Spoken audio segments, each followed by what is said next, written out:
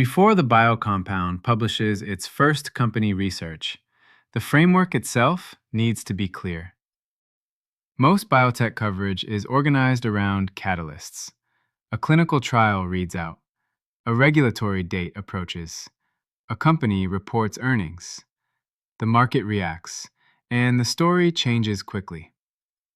The BioCompound is organized differently. It is built around structure. The question is not, what happens to the stock next week? The question is, which publicly traded biotech companies can become long-duration compounders, and under what conditions? To answer that question, every company is evaluated through the same three-sleeve system. The first sleeve is the 7 to 10-year sleeve. This is the compounding engine. Companies in this sleeve already have the characteristics the framework is looking for: approved products, durable market positions, multi-year revenue visibility, internal funding capacity, and reduced binary risk. The second sleeve is the 2 to 3-year sleeve. These are graduation candidates. They may have credible products, important data, or a path toward durability, but one or more conditions still need to be proven. The third sleeve is the watch list. This is the entry funnel. A watch list company may be scientifically interesting, commercially promising, or strategically important, but it does not yet meet the framework's active sleeve requirements. Across all sleeves, the framework applies 5 criteria: commercial validation, market position, revenue visibility, financial structure, and exposure to binary outcomes.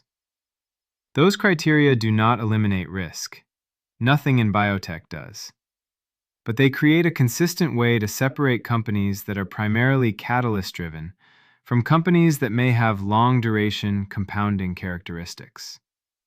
This matters because the framework is designed to be tracked over time. Companies can move up. Companies can move down.